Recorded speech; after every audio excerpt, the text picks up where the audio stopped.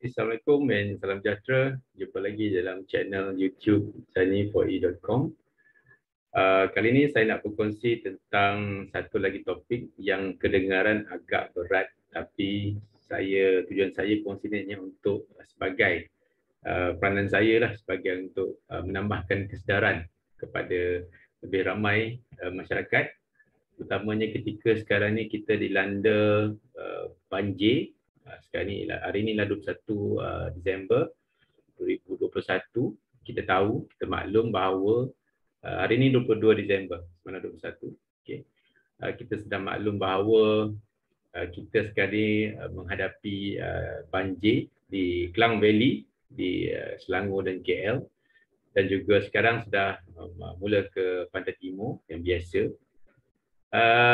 Suka tak suka, kita nafikan tak nafikan, siapa pun kita tak boleh tolak. Inilah hakikatnya antara kesan perubahan iklim, climate change.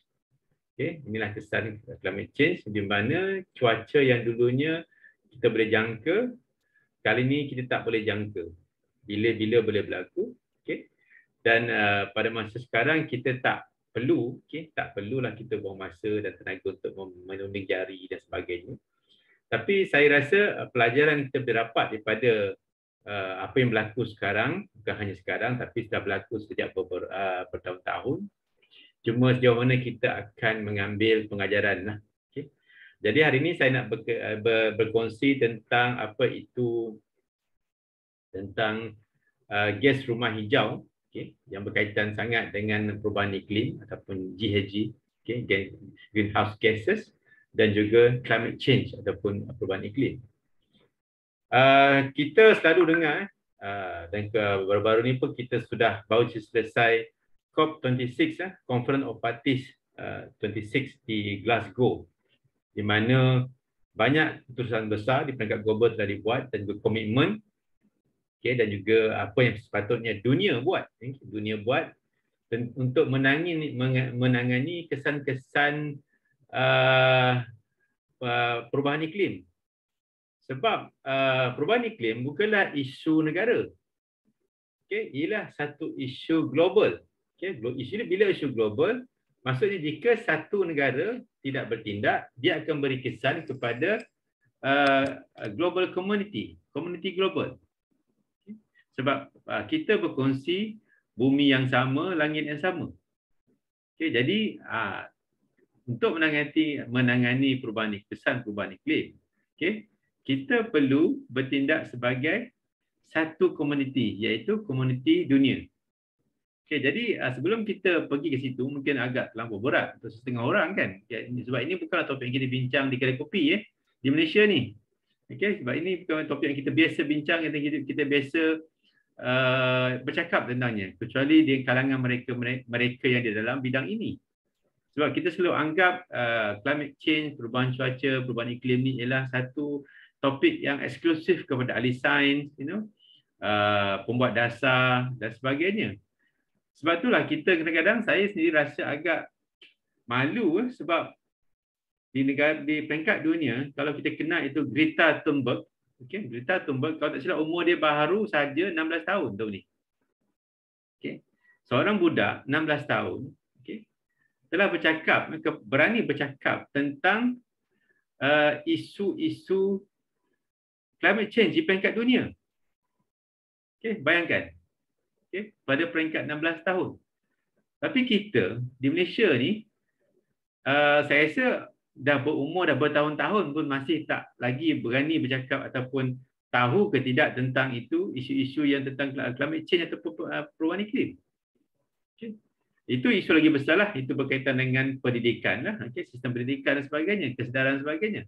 Okay, sebab tu saya rasa sebelum kita bercakap tentang topik itu, tujuan saya nak berkongsi ni ialah tentang saya nak kongsi tentang perkara-perkara asas, okay? Okay, perkara asas apa itu gas rumah hijau dan sebagainya.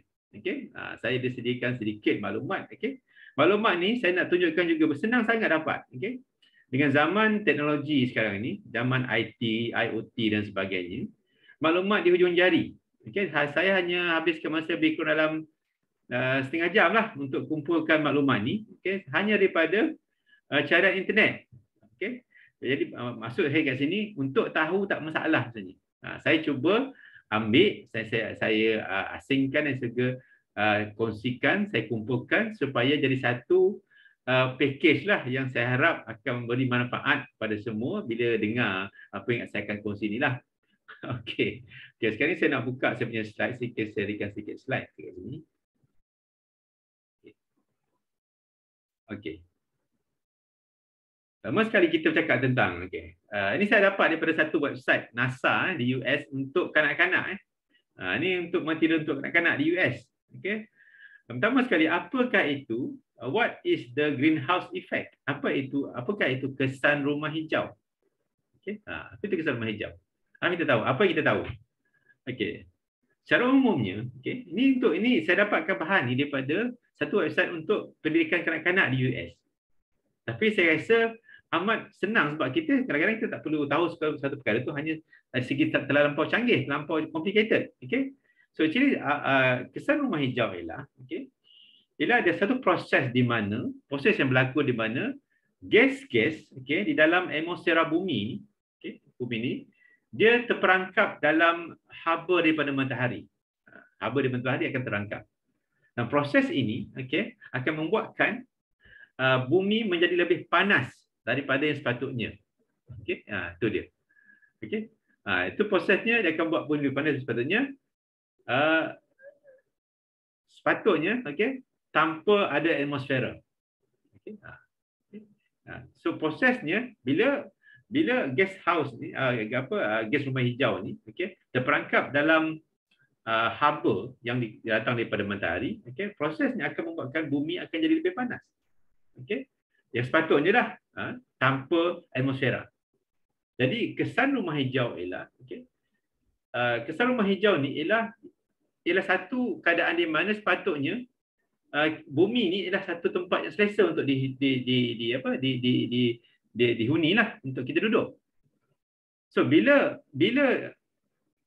ini berlaku, bila gas rumah hijau ni dibebaskan dan dia terperangkap di dalam haba yang secara datang daripada matahari, dia akan buatkan bumi lebih panas. Jadi tak selesa.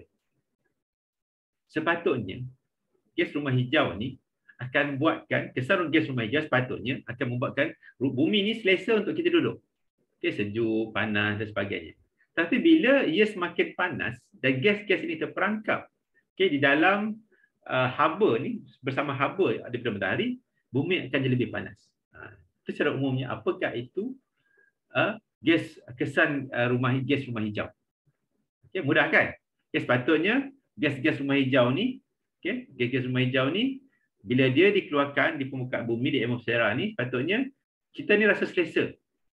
Tetapi bila gas-gas rumah hijau ni terperangkap dengan haba yang datang daripada matahari, daripada sinaran matahari, dia akan buatkan bumi lebih panas. Ia akan menjadikan bumi kita ni tidak selesa lagi untuk kita. So jadi soalan seterusnya, apakah itu gas rumah hijau? Apa itu gas rumah hijau? Apa itu gas rumah hijau? Gas rumah hijau ni ialah gas dalam atmosfera bumi yang akan memerangkap haba ni. Gas rumah hijau ni dia boleh perangkap haba, dia boleh simpan haba. So what they do, gas rumah hijau dia akan biarkan cahaya matahari melalui atmosfera, tetapi dia akan menghalang haba daripada cahaya matahari itu untuk meninggalkan atmosfera. Itu kerja dia. So bila lebih banyak gas-gas rumah hijau ni dibebaskan, so lebih banyaklah tenaga haba yang dapat diserap, akan diperangkap oleh gas-gas rumah hijau ni daripada matahari tu. Haba ni akan diperangkap. Dia tak akan biarkan haba ni tinggalkan atmosfera kita. Itu kerja dia. So bila ini berlaku, itu yang buatkan bumi kita akan jadi lebih panas sebab dia perangkap haba tu. Apakah di antara gas-gas rumah hijau tu? Di antaranya ialah gas rumah hijau ialah antaranya air, water vapor ni. Air. Macam kabus lah. Kemudian karbon dioksida. karbon dioksida yang akan dibebaskan bila kita buat pembakaran dan sebagainya, kita akan bebaskan karbon dioksida. Okey, bila kita bakar fossil fuel sebenarnya contohnya, dia akan bebaskan karbon dioksida. Kemudian metan, metan, gas metan, ozon, kemudian nitrous oksida juga chlorofluorokarbon. Ini antara gas-gas rumah hijau yang akan memerangkap haba daripada sinaran matahari. Okay, itulah dia. So, bila kesan gas rumah hijau ni yang kita masukkan kat sini ialah kesan gas rumah hijau yang membuatkan bumi kita lebih panas sebab dia memerangkap haba yang datang daripada matahari. So, lebih banyak gas-gas rumah hijau ni dibebaskan, lebih banyak haba akan diperangkap, dan bila lebih banyak haba diperangkap, maka bumi kita akan jadi lebih panas daripada yang sepatutnya. Okey, itu asas. Okey, jelas kan? Okey, kemudian satu lagi term ataupun terma yang biasa kita guna dalam kita berbicara tentang climate change ataupun perubahan iklim ni ialah carbon footprint. Okay, ataupun tapak karbon kan? Tapak kaki karbon. Okey. Apakah ia tapak kaki karbon ni? Dipanggil kesan lah, macam tanda-tanda karbon, apa dia jumlah karbon. Okay. So, carbon footprint ni pula ialah satu measure, okay, satu pengukuran impact, kesan-kesan aktiviti kepada alam sekitar. Okay. Apa kesan aktiviti kita tu kepada alam sekitar. Okay. Dan juga secara umum, secara khususnya kepada apa akan berlaku kesan pada alam sekitar, dan juga apa akan dia kesan dia kepada perubahan iklim. Okay. Ia berkaitan dengan jumlah gas rumah hijau yang dibebaskan dalam aktiviti kita seharian. Okey, bila kita buat aktiviti seharian, apakah jumlah gas rumah hijau yang dikeluarkan oleh semua aktiviti kita, okay, yang kita buat setiap hari itu, yang hasil daripada pembakaran, contohnya pembakaran bahan api fosil dan sebagainya lah, untuk kita menjana elektrik, okay, untuk kita buat pemanasan, untuk pengangkutan dan sebagainya lah. So, setiap kali pembakaran tu kan, setiap kali kita bakar bahan api fosil, bahasakan fosil, contohnya minyak, arang batu dan sebagainya, untuk jana elektrik, untuk kita buat pemanasan dan juga untuk pengangkutan kenderaan kita, itulah dia. Kita boleh ukur apakah jumlah gas rumah hijau yang dikeluarkan oleh setiap aktiviti berkenaan. Itulah dipanggil carbon footprint ataupun tapak kaki karbon lah. Secara umum, direct translation ni lah. Terjemahan. So, setiap aktiviti kita ni ada dia punya kesan dia, kesan berapa jumlah gas rumah hijau yang akan terbabit dalam untuk kita lakukan aktiviti berkenaan. Itu ialah apa? Itu ialah tapak karbon lah. Tapak kaki karbon. Okey, ataupun carbon footprint. Kemudian satu lagi terma yang kita perlu faham ialah apa itu global warming potential ataupun GWP. Okey, potensi pemanasan global. Okey. Kita dah faham tadi kan? Kesan gas rumah hijau ialah bila gas-gas rumah hijau ni ialah dia akan memerangkap haba yang datang daripada sinaran matahari, tidak boleh bebas ke atmosfera. Okey. Dia tak boleh tinggal kat atmosfera kita. Okey, so kita akan lebih panas. So, apakah maksudnya? Okay, potensi pemanasan global untuk setiap aktiviti, okey, ataupun oleh setiap gas yang dibebaskan, gas rumah hijau berkenaan. Okey. Jika tengok kat sini kan, okay, apa itu potensi pemanasan global ataupun global warming potential ataupun dipanggil biasanya GWP, okey, ialah satu, okey, pengukuran relatif, okey, tentang berapa banyak, okey, haba, okey, haba oleh gas rumah hijau yang diperangkap di atmosfera. Kita boleh buat pengukuran berapa jumlah dia. Okey, berapa banyakkah jumlah haba, okey, yang diperangkap oleh gas rumah hijau dalam atmosfera oleh setiap gas tu. Contoh gambar kat sini kan. Okey. Apakah jenis greenhouse gas dia? Karbon dioksida, metan, nitrous oksida, hydrofluorokarbon, pentafluorokarbon, sulfur hexafluoride. Okey. Kemudian apakah jumlah GWP dia untuk tempoh 20 tahun dan sebagainya lah. Ini jumlah dia. Kita boleh ukur. Maksudnya kat sini lebih tinggi nilainya lagi tak baguslah. Okey, betul tak? Okay. So, lagi tinggi nilainya, bagi tak bagus sebab dia akan lebih banyak, okey, jumlah dia lebih banyak, dan juga bila lebih banyak dia akan memberangkap lebih, okey, lebih lebih haba daripada matahari. Itu ialah global warming potential. Jelas kan? Okey, ialah satu pengukuran, okey, tentang berapa banyak haba, okey, gas rumah hijau yang terperangkap di dalam atmosfera kita, bumi. Kemudian kita semakin dekat dengan kita. Okay. So apakah itu tapak kaki karbon untuk pengguna-pengguna? Okay. Sebab biasanya carbon footprint ni mesti merujuk kepada jumlah potensi pemanasan global untuk semua, okay, gas-gas rumah hijau, okay, yang disebabkan oleh aktiviti berkaitan tentang tenaga. Okay. Biasanya carbon footprint ni biasanya berkaitan dengan how kita guna tenaga. Sebagai pengguna kita guna tenaga kan. Kita tak keluarkan tenaga, kita guna tenaga. Kita nak gunakan kapal, kita guna elektrik. Itu guna tenaga. Okay, so setiap aktiviti yang kita guna tu akan ada jumlah, okay, gas rumah hijau yang kita boleh kira. Okay, dia bukan hanya tertaluk kepada direct aktiviti, contohnya kita bakar bahan api. Tidak.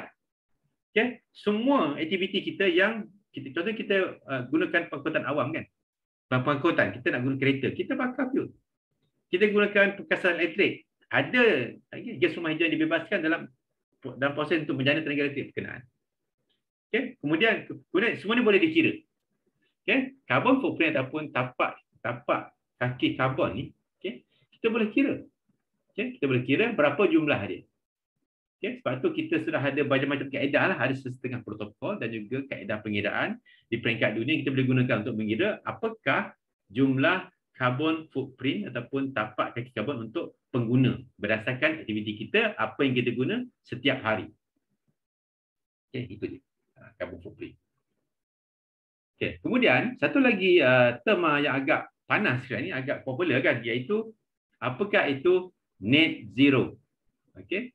Kosong, okay, bersih kosong bersih, okay. Okay. Net zero.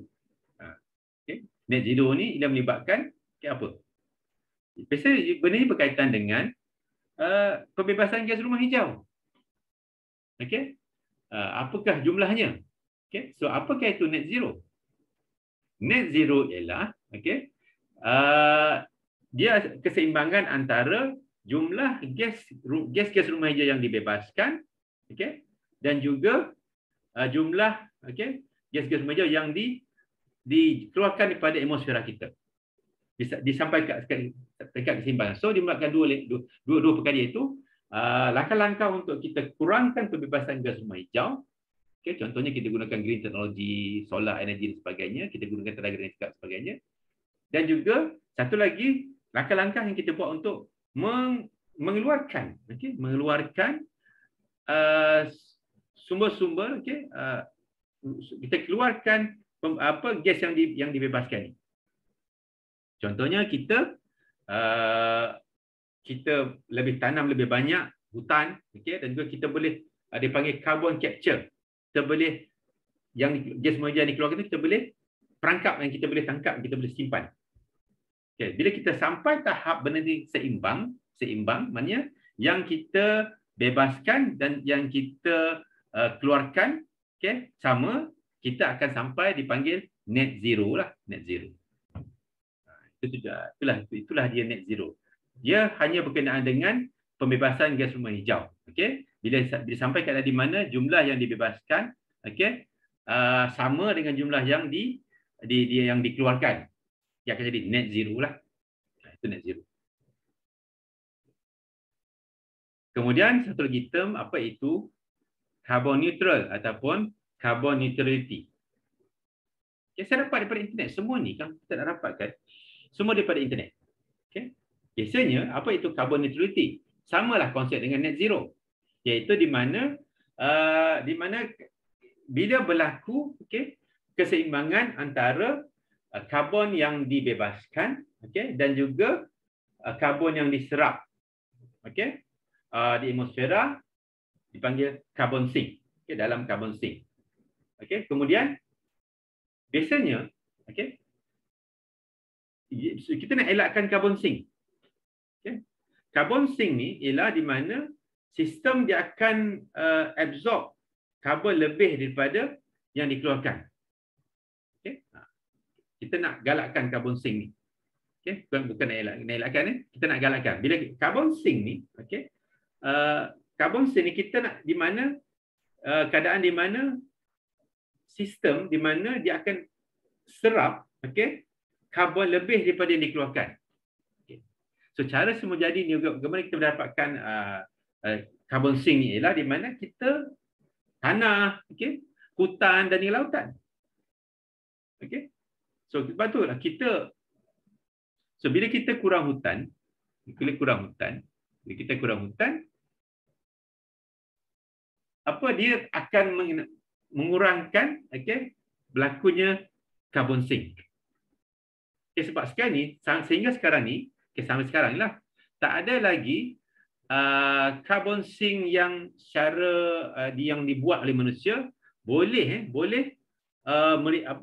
dapat membuang karbon daripada atmosfera secara yang artificial lah, tak boleh.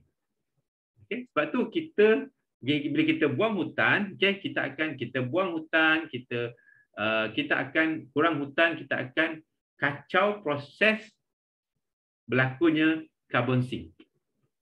Okey. Bila gas karbon ni disimpan dalam dipanggil natural sink dia punya sink ni macam dia punya tangki lah, okey. Secara dia literally lah, okey, macam dia tempat penyimpanan dia. Okey. Dia akan disimpan, okey, karbon ni dia disimpan dalam hutan sebagainya, okey. Dia akan dibebaskan, okey. Dia akan dibebaskan, okey. Secara natural dah hutan ni, bila kita bakar hutan, dia akan dibebaskan. Okey. Sebab tu penting, okey, penting bila kita bebaskan hutan ni, kita kurangkan hutan, okey, kita makin kurang hutan, kita akan juga, okey, kita akan mengurangkan kaedah semula jadi untuk kita menyimpan karbon. Okey, sebab tu amat penting, okey, untuk kita mengurangkan pembebasan karbon dioksida ni, karbon ni, okey, untuk kita sampai ke tahap ke carbon neutrality lah, carbon neutral.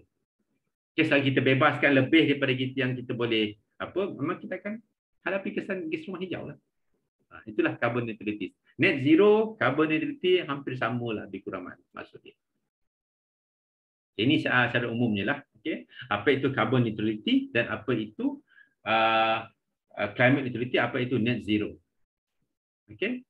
Biasanya net zero ni lebih sama makna dengan climate neutrality. Okay, sama lah. Apa itu neutral? Iklim yang neutral? Okay, ia bila ada keseimbangan antara, okay, gas-gas rumah hijau yang dibebaskan dan yang dibuang. Okay, bukan senang nak capai. Okay, nak capai. Sebab tu ini antara terma-terma yang sekarang ni kita selalu dengar. Okay, greenhouse gas-gas rumah hijau, GHG. Okay, kemudian kita dengar net zero, carbon neutrality dan sebagainya.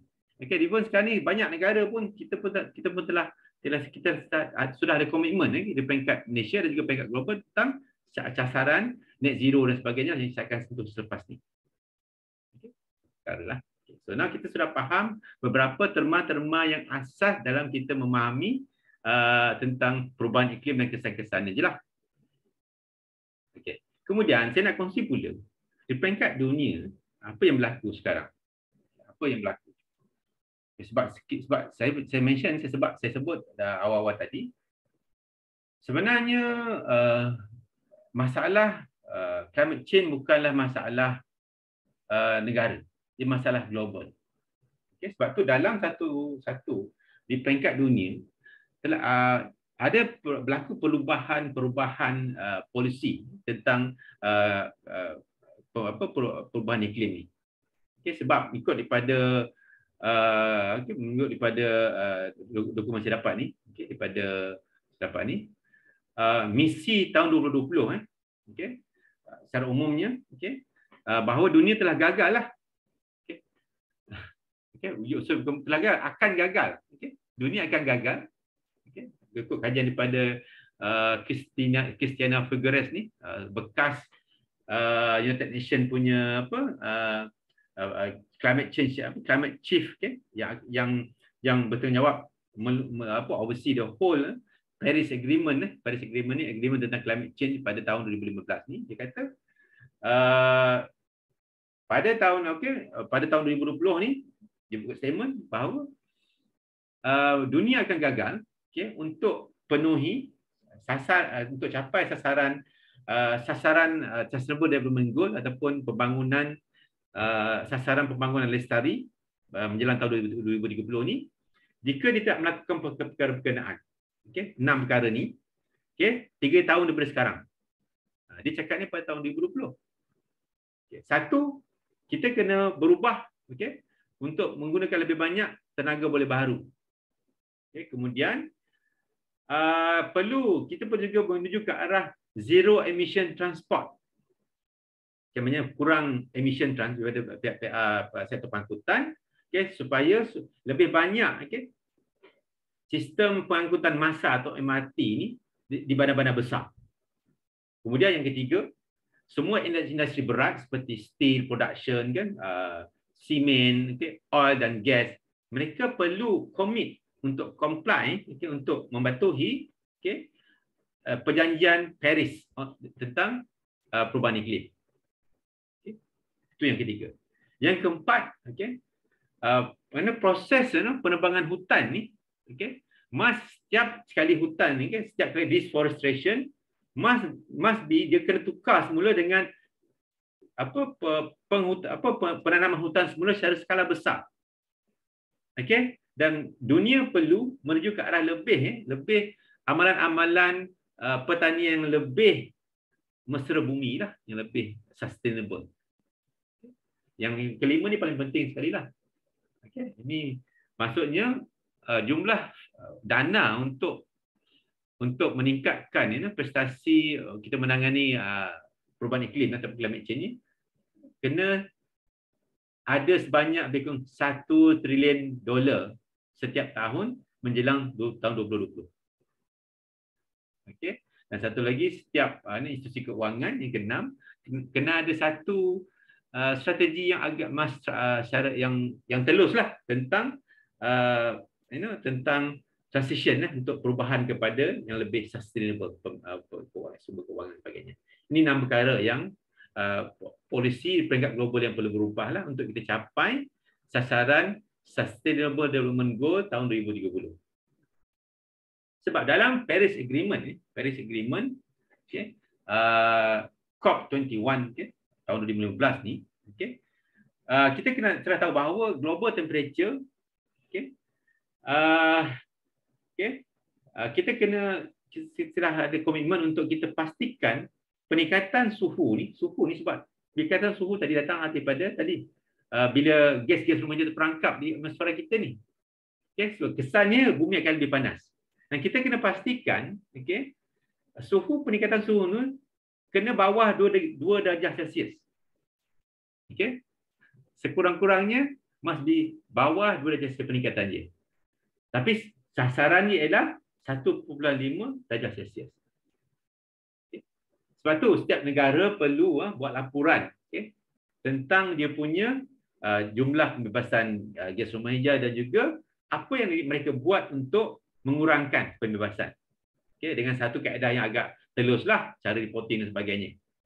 Okay. Kemudian setiap 5 tahun pula, okay, ini berdasarkan kepada perjanjian Paris, Paris Agreement 2015 pada COP21, Conference of Parties 2021. Setiap 5 tahun akan ada satu penilaian semula lah setiap sumbangan setiap negara tentang pembebasan gas rumah hijau mereka. Bagaimana mereka nak tingkatkan lagi. Okay. Dan secara pada masa sama ini satu isu jugalah. Pada masa sama, okay, negara maju perlu menyumbangkan, okay, sebanyak $100 bilion setiap tahun sehingga tahun 2025. Lagi less than 5 years from now lah. So ini yang jika tengok dekat gambar ni, secara umumnya di globally kan, di manakah datang sumber-sumber pembebasan gas rumah hijau yang paling banyak sekali? Okay. Yang paling banyak sekali saya rasa berkaitan dengan sektor tenaga.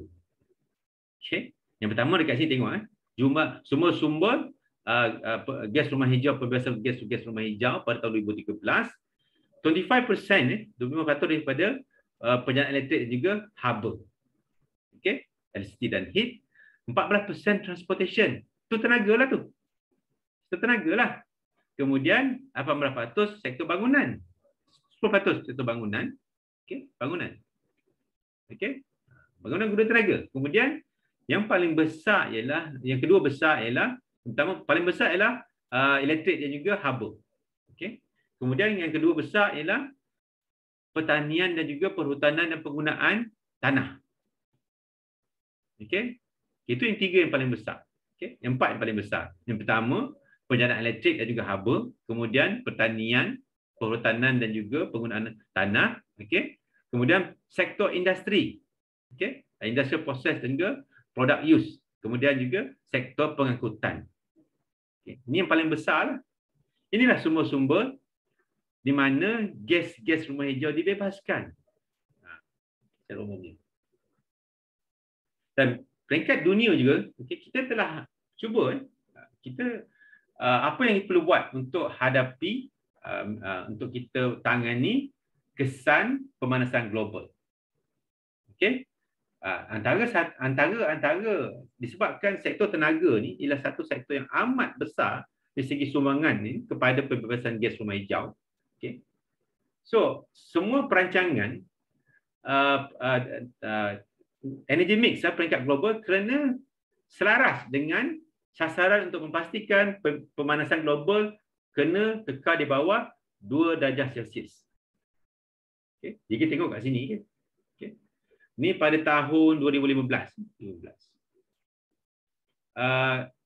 Yang belah kiri ni, okay, kita punya energy demand kita. Okay, demand 2013. Kalau kita nak berubah kepada kita kekalkan pemanasan suhu global bawah daripada 2 degree C, kita perlu pindahkan lebih banyak, contohnya daripada gambar rajah ni, okay, pada 2013 hingga 2040 ni, kita perlu lebih banyak tenaga boleh baru, renewable. Kita kena kurangkan coal, arang batu. Okay, kita kena kurangkan juga minyak, okay, okay, dan juga kita akan lebihkan gas. Dan kita kena tambah lagi sumber tenaga daripada nuklear.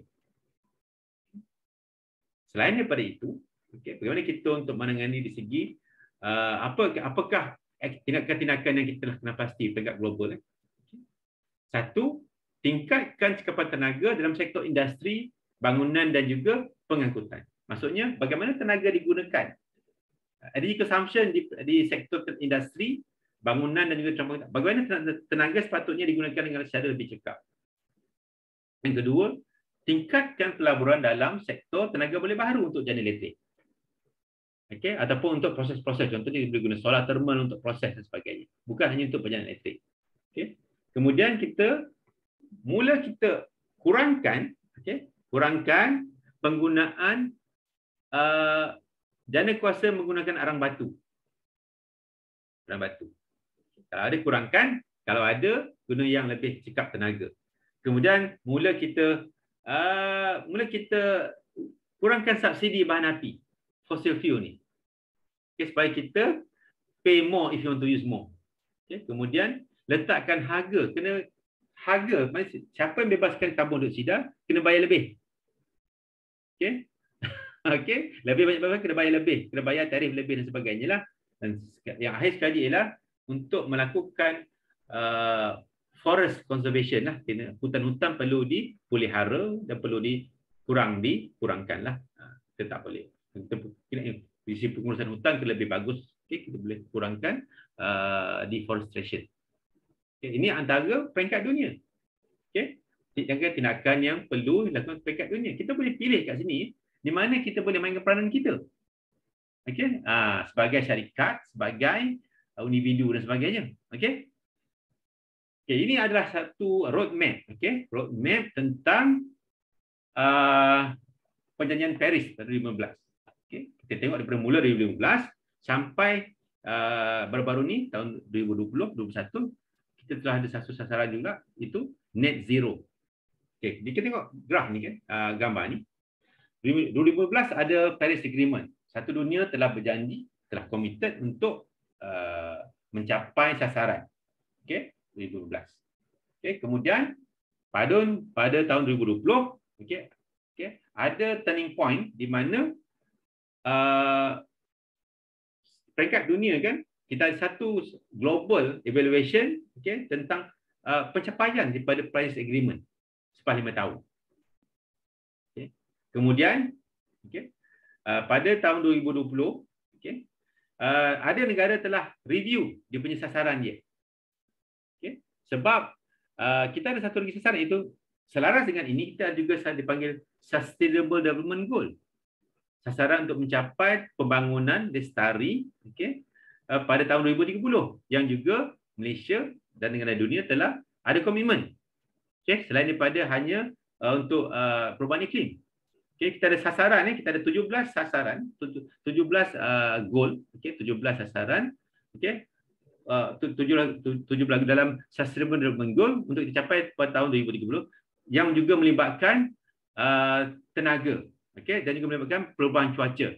Kita tengok pada goal nombor 7, goal nombor 7 tentang clean energy, kemudian goal nombor 11 tentang smart city dan building, goal nombor 12 tentang responsible consumption and production, goal nombor 13 dan juga goal nombor 13 tentang climate change. Itu sasaran untuk dicapai dalam tahun 2030. Ia juga sebagainya melibatkan juga berkaitan dengan pembebasan gas rumah hijau.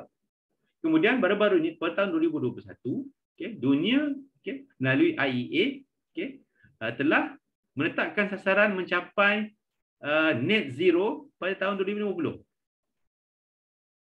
Dan Malaysia pun telah menyatakan komitmennya untuk capai sasaran net zero ataupun carbon neutrality pada tahun 2020, bermula daripada rancangan Malaysia ke-12 yang baru saja diumumkan oleh pihak kerajaan tahun ni, tahun 2021 ni. Even sebelum tu pun, sebelum tahun ni, tahun 2020 pun, even syarikat-syarikat dunia pun telah memula, syarikat contohnya Shell, Petronas, even syarikat negara kita Petronas, baru-baru pun Tenaga Nasional, banyak syarikat telah mula menetapkan sasaran net zero mereka menjelang tahun 2050. Setengah negara lebih sikit, contohnya Arab Saudi, dia mencapai sasaran dia menjelang tahun 2060. Jepun telah ada sasaran mereka, dan mereka telah ada undang-undang pada tahun 2020.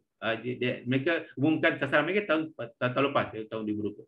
So sekarang ni satu dunia telah bergerak ke arah net zero ataupun carbon neutrality. Tujuannya apa? Tujuannya sama je. Tujuannya untuk menangani kesan-kesan pemanasan global melalui pembebasan gas rumah hijau. Kita perlu kekalkan kita punya suhu pemanasan global kita ni tidak lebih daripada 2 darjah Celsius. Sasaran kita 1.5 darjah Celsius. Jika yang lebih daripada itu, dunia akan menghadapi krisis. Macam nak kiamat lah tu. So ini ialah satu roadmap tentang Paris Agreement untuk dicapai daripada 2015 sehingga tahun 2050. Nah, sekarang kita datang ke negara kita, Malaysia. Malaysia, kita tak ketinggalan. Kita ikut apa trend dunia. Sebab isu pemanasan global ataupun climate change ialah isu dunia. Saya sebut awal-awal tadi. Kita sertai dunia, kita ada laporan-laporan kita yang perlu hantar setiap 3 tahun, setiap 2 tahun dan sebagainya. Mengikut apa yang kita telah committed lah. Kita telah committed di peringkat dunia. Kita ada sasaran kita. Kita hantar laporan, kita dah hantar laporan ketiga kepada UNFCCC. UNFCCC. So kita hantar laporan yang ketiga pada tahun 2020. Next laporan kita ialah pada tahun 2022 dan juga kemudian tahun 2024. Untuk kita dalam laporan ini kita akan nyatakan apakah jumlah pembebasan gas rumah hijau kita, dan juga apakah tindakan-tindakan yang kita sudah buat dan kita akan buat untuk capai sasaran yang kita telah janjikan lah. Okay. Sebab di Malaysia ni, jika kita tengok pada laporan ni kan, okay, memang di Malaysia kita hampir sama dengan peringkat global. Sumber pembebasan gas-gas rumah hijau kita, okay, ialah datang daripada yang paling besar sekali ialah daripada sektor tenaga. Okay, berdasarkan data ni pada tahun 2016, kita sektor tenaga sahaja membebaskan hampir 80% jumlah pembebasan gas rumah hijau. Okay.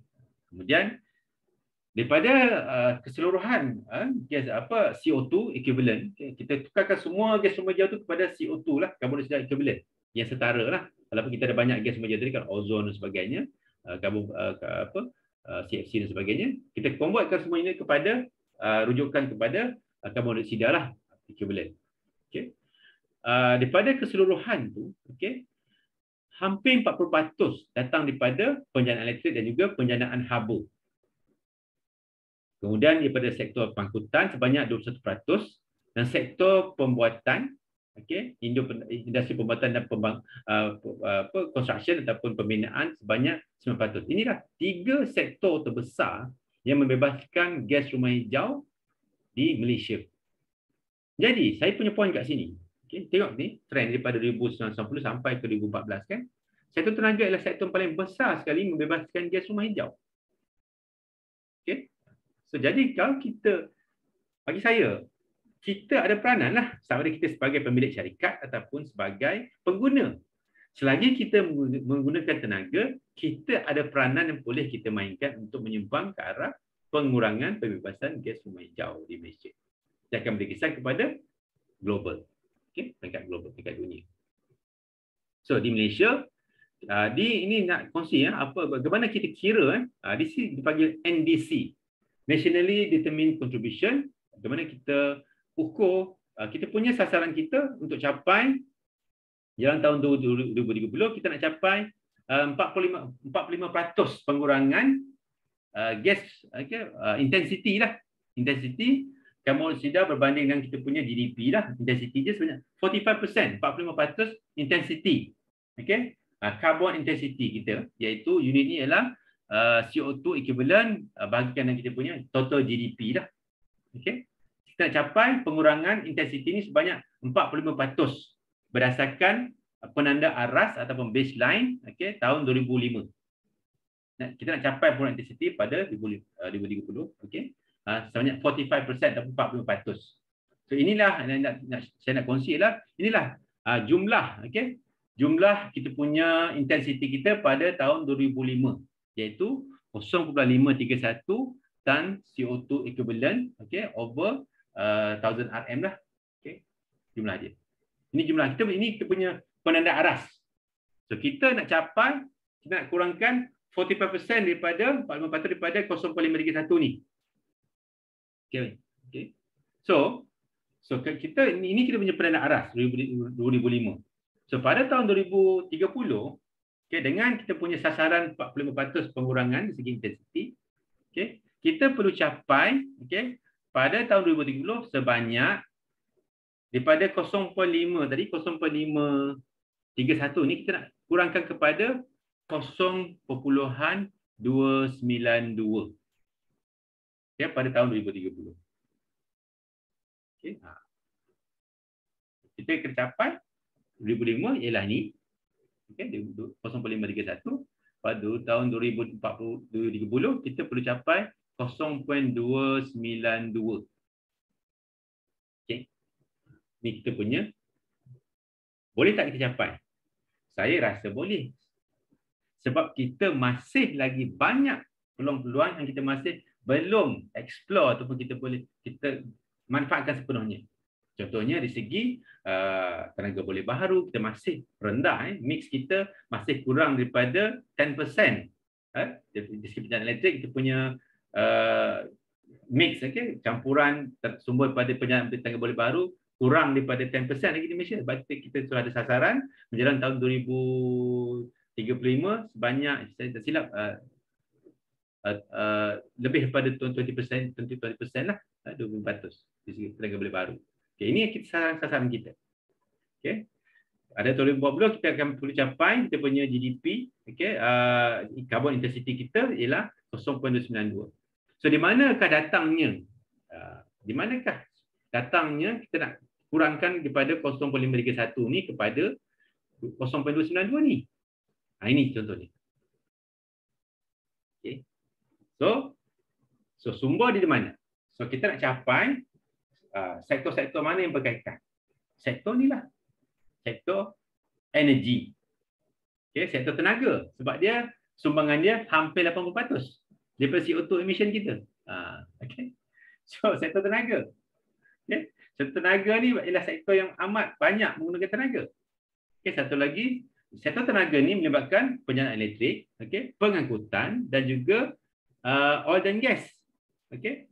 Oil and gas extraction ni yang melibatkan, okay, semua seluruh Malaysia lah. Semenanjung Sabah dan Sarawak. Okey. Kemudian sektor apa lagi? Sektor selain daripada sektor tenaga, sektor IPPU ni. IPPU stand for, okey, Industrial Process and Product Use. Okey, kemudian sektor waste, bahan buangan. Okey, sebab akan membebaskan meten ni. Sektor pertanian. Okey, cara pertanian kita perlu lebih mesra bumi. Kemudian LUCF ni land use, okey, land use change and forestry. Okey, penggunaan tanah, okey, penggunaan tanah, perubahan penggunaan tanah dan juga perhutanan. Okey. So inilah di mana, okey. Inilah sektor-sektor yang kita akan beri perhatian untuk kita menyumbang kepada kita menyumbang kepada pengurangan intensiti CO2, okey, di negara kita. Okey, menjelang tahun 2030. Sektor ni. Okey. Okey, lama dah ni. Okey. Seterusnya ialah, okay, saya nak kongsi pula tentang inilah tadi sasaran, selain daripada, kita tengok sini kan, selain daripada sasaran kita punya net zero menjelang tahun 2050, kita ada satu lagi sasaran global melibatkan yang berkaitan dengan gas rumah hijau juga, iaitu sasaran dalam dokumen yang kita lancarkan oleh UN United Nations juga pada tahun 2015 juga. Okay? Dipanggil SDG, Sustainable Development Goals, di mana kita ada 17 goals yang perlu dicapai untuk satu pembangunan dunia yang lebih menyeluruh dan juga lestari lah. Okay? Dan sebab banyak sasaran tersebut berkaitan dengan climate change jugalah. Okay? So jika tengok kat sini, inilah dia 17 goal ataupun sasaran-sasaran dalam SDG berkenaan. Okay? Kita tak boleh buat semua. Okay? Yang kita boleh buat, kita perlu tengok sebagai individu, sebagai syarikat sebagainya, bergantung kepada saiz syarikat. Okay? Ini komitmen ni ditetapkan oleh peringkat dunia, okay, oleh setiap negara lah, negara yang telah komited. Tapi peranan tu dimainkan oleh pihak-pihak organisasi kerajaan, swasta dan juga pengguna biasa. Okay. Secara umumnya kita takkan mampu untuk buat semua perkara. Impossible kita boleh sumbang semua, melainkan syarikat kita besar. Bagi saya, bagi banyak peringkat nasional, peringkat kebangsaan negara, dia boleh melihat semua. Dia boleh buatkan dasar dan sebagainya. Tapi di peringkat syarikat bergantung kepada jenis perniagaan dan operasi syarikat. Okay? Mereka boleh tetapkan sasaran mereka untuk capai setiap sasaran inilah. Okay. Bagi tenaga, jika tanya saya, apa peranan yang saya boleh mainkan? Sebagai pengguna dan juga sebagai pemain industri lah, konsultan dan sebagainya. Okay. Saya tak mampu buat semua juga. Okay. Sumbangan saya mungkin apa-apa sasaran yang berkaitan dengan tenaga. Contohnya nombor 7. Nombor 7 ni ialah affordable and clean energy. Contohnya saya boleh, saya akan buat contoh kesedaran tentang bagaimana syarikat perlu mempertimbangkan penggunaan tenaga boleh baharu dalam operasi mereka. Sebab saya lebih kepada sektor pengguna, sektor demand. Saya lebih kepada demand side. Sebab sektor tenaga ni ada dua sektor. Satu, sektor pembekalan, supply side. Satu lagi, pihak pengguna. Saya lebih kepada demand side. Okay, tugas-tugas saya sebagai perunding, trainer sebagainya lebih kepada pengguna tenaga di peringkat organisasi dan juga individu lah. Okay, saya hanya boleh galakkan mereka pertimbangkan sumber tenaga boleh baharu. Kemudian saya juga boleh sumbang dalam goal nombor 11 tentang sustainable cities and communities. Sebab dalam sustainable city akan ada bangunan-bangunan, okay, bangunan yang sustainable building as well. Green building sebagainya. Saya boleh bagi saya punya kepakaran, saya boleh bagi latihan tentang bagaimana untuk ada satu bangunan yang punya satu sistem pengurusan tenaga contohnya. Secara langsung, saya boleh menyumbang dengan kepakaran saya dan juga saya punya kemahiran pengetahuan saya lebih kepada menyumbang kepada goal nombor 12, iaitu berkaitan dengan responsible consumption and production. Okay, responsible consumption production ni saya lebih merujuk kepada responsible consumption of energy. Bagaimana organisasi atau individu boleh menggunakan tenaga mereka, sebab tenaga ni sektor yang again saya cakap tadi, sektor yang banyak, okay, membebaskan tenaga, okay, membebaskan gas rumah hijau yang besar, paling besar di Malaysia ni. Okay, lebih 80%. Kepakaran saya lebih kepada responsible consumption, segi penggunaan tenaga lah, saya penggunaan tenaga sebagainya. Sebab, okay, bila kita buat semua ni, okay, sebab sustainable energy management system ni, sistem pengurusan tenaga ni adalah satu amalan-amalan lestari yang boleh diamalkan untuk menunjukkan kita ni melakukan responsible consumption lah. Kesan-kesan semua ni, okay, nombor 7, nombor 9, nombor 9 akan beri kesan kepada nombor 13, iaitu kita tangani perubahan iklim. Okay, dari segi sektor tenaga. Okay, nombor 13 ialah sektor tenaga, climate change, perubahan iklim. Okay, sebab saya lebih suka tengok begini. Saya lebih suka tengok kita sebagai individu, okay, ataupun kita sebagai pemilik organisasi ataupun kita ada jawatan di organisasi. Kita bekerja dengan organisasi. So, di mana peranan yang boleh kita mainkan? Sebab setiap kita ni ada peranan berbeza. Di peringkat politik, orang politik ada peranan berbeza segi pembuat dasar. Di peringkat kerajaan, okay, peringkat setiap kita ada peranan yang berbeza-beza. Saya lebih suka melihat apa peranan yang kita boleh mainkan dalam menangani perubahan iklim. Okay. Saya lebih kepada sasaran nombor 12, responsible consumption and production. Sebab bagi saya, okay, ini memang kita dah pastikan, sistem pengurusan tenaga ialah satu elemen-elemen yang penting, okay, untuk kita guna pakai amalan-amalan yang sustainable ataupun amalan-amalan yang lestari. Okay. Selain daripada alam sekitar sebagainya, pengurusan tenaga, mengamalkan sistem pengurusan tenaga untuk organisasi dan juga di rumah kita ialah satu amalan yang lestari. Sebab berdasarkan kajian ni, okay, contohnya bila kita amalkan di sebagai organisasi, kita amalkan pengurusan tenaga berdasarkan standard tertentu, kan? Contohnya ISO 51. Okay, dia akan menghasilkan, okay, hasil yang lebih baik dari segi operasi, okay, dan juga akan meningkatkan lagi prestasi tenaga. Dan hasilnya akan mengurangkan penggunaan tenaga. Bila kita kurangkan penggunaan tenaga, kita akan elakkan pembebasan gas rumah hijau. Okay? Sebab setiap unit tenaga kita guna ada carbon footprint dia, ada dia punya tapak kaki karbon dia, kan. Saya terangkan pada awal tadi. Okay? Setiap aktiviti kita ni, barang kita pakai, kan, handphone kita pakai ni. Okay? Contoh handphone kita pakai, kan. Untuk hasilkan handphone ni, okay, ada dia punya carbon footprint dia. Okay. Dan kita gunakan handphone, kita charge, ya, untuk dapatkan bateri, charge bateri dia, kita gunakan tenaga. Okay. Ada dia punya footprint dia. Okay. Sebab tu bagi saya, bila kita menggunakan tenaga secara bersistematik, okay, ada sebagai individu ataupun sebagai organisasi, kita juga menyumbang kepada hasilnya kita akan kurangkan penggunaan tenaga dan juga kita akan mengelakkan pembebasan gas rumah hijau. Sebab semua tu ada di punya tapak kaki karbon dia. Okay. Sebab saya nak kongsilah secara lebih lanjut tentang SDG 12 ni. Ada typo kat sini. Patutnya SDG 12 lah. Okay. 12 ni. Okay. Sasaran pertama dia ialah di peringkat nasional, okay, negara perlu ada satu rangka kerja 10 tahun bagaimana untuk melakukan sustainable consumption and production dalam negara berkenaan. Ini peringkat nasional lah. Okay, saya tak ada secara terus, tapi saya lebih kepada menyumbang, okay, melalui persatuan sebagainya. Kita akan bagi sumbangan kepada pihak kerajaan bila diminta lah, dalam sesi consultation dan sebagainya. Ini memang saya selalu buat. Saya masih buat dan akan terus buat.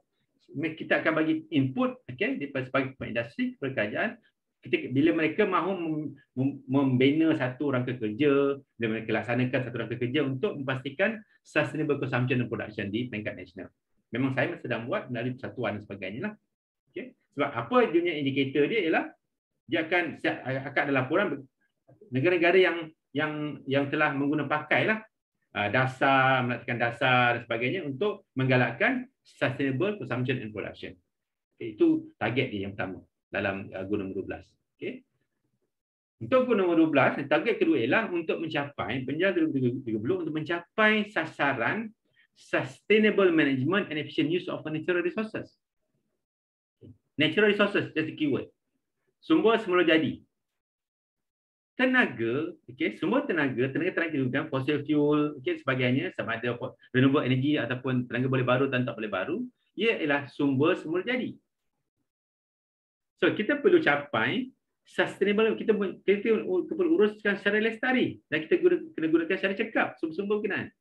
So, bila kita gunakan tenaga secara lestari, okay, bila kita menggunakan tenaga secara lestari dan kita uruskan secara sistematik, okay, kita juga boleh menyumbang kepada untuk capai sasaran nombor 12.2 ni dalam goal nombor 12.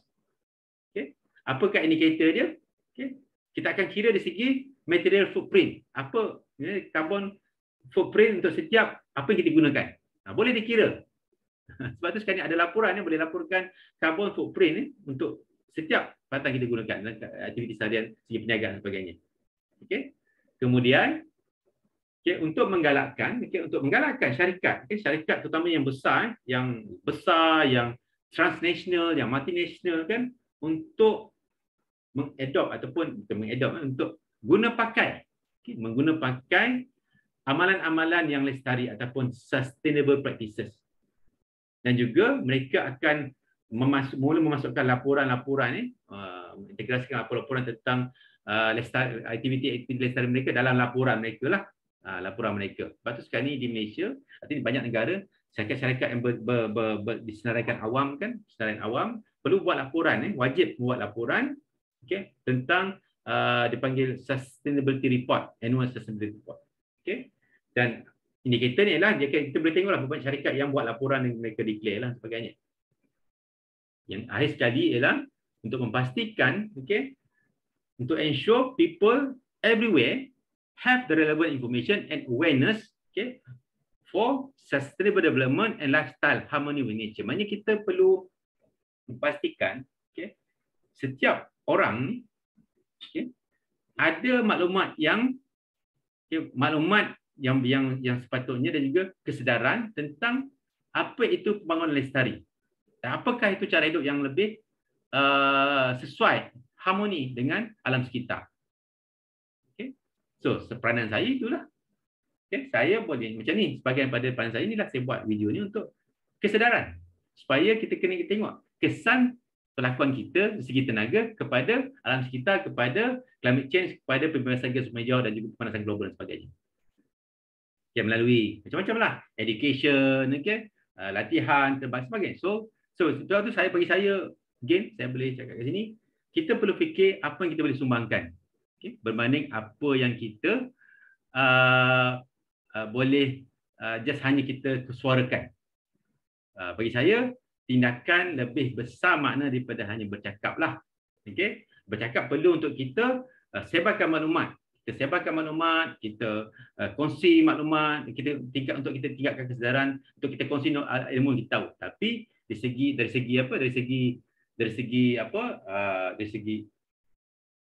segi keseluruhannya, okay, tindakan kita lebih penting lah. Okay. Saya rasa itulah, okay, saya nak kongsi itulah tentangnya. Okay. Saya cuba cantumkan, okay, saya cuba kongsi apa yang saya faham. Okay. Kalau salah saya minta maaf lah mungkin. Okay.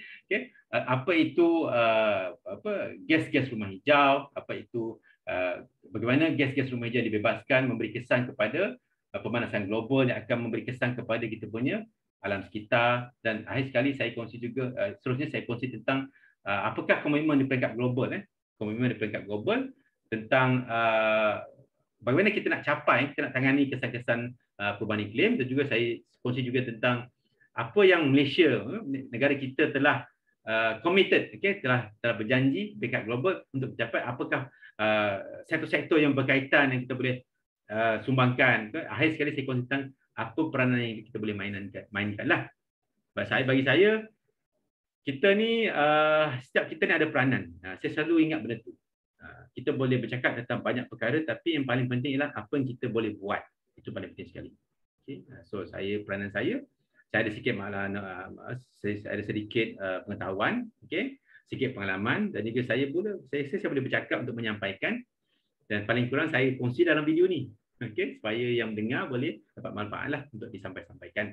Okay. Dan seperti sama, saya juga seorang profesional, saya pakar dalam bidang saya, okay. Saya pakar dalam bidang perusahaan tenaga, okay, sistem perusahaan tenaga untuk organisasi. Saya boleh menyumbang dan saya mainkan peranan saya. Okay. Sambil itu, of course, saya akan dapat income lah. Sebagian daripadanya saya, mungkin tak ramai seperti saya lah. Saya bersyukur sebab saya ni Allah beri satu anugerah di mana kerja dan juga saya punya minat tu selari. Okay. Kerja dan minat selari.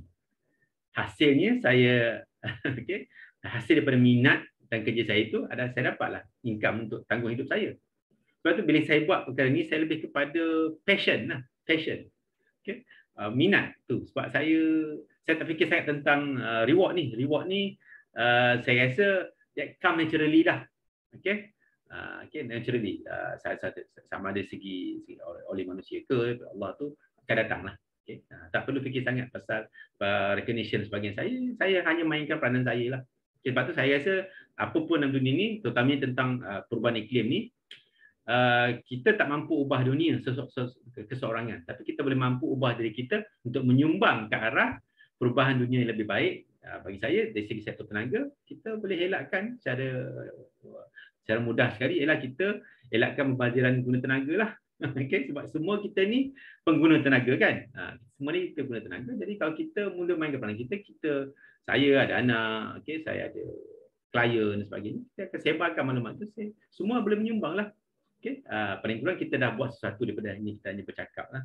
Okay. So saya harap perkongsi ini ada manfaatnya. Okay. Kalau rasa bermanfaat, kongsilah dengan yang lain. Okay. Kalau tak ada, yang tersilap ke, terkurang ke, saya minta maaf sebab mungkin saya tersilap bercakap, saya tersilap cakap kan, saya minta maaf. Okay. Boleh betulkan. Ini hanya saya kongsi apa yang saya tahu, apa yang saya faham, dan juga saya harap boleh bermanfaat kepada semua lah. Okay. With that, saya sebab kita masih dalam keadaan menangani perubahan iklim kan, saya harap kita boleh sama-sama hadapi keadaan ni. Kita do what we can lah, buat apa yang kita boleh buat, insyaAllah. Kita buat, insyaAllah kita akan rasa tenang sikit lah, kita dah boleh mainkan peranan kita. Sekian saja. Assalamualaikum warahmatullahi wabarakatuh dan salam sejahtera. Okay. Jangan lupa kalau suka subscribe, okay, dan share. Okay.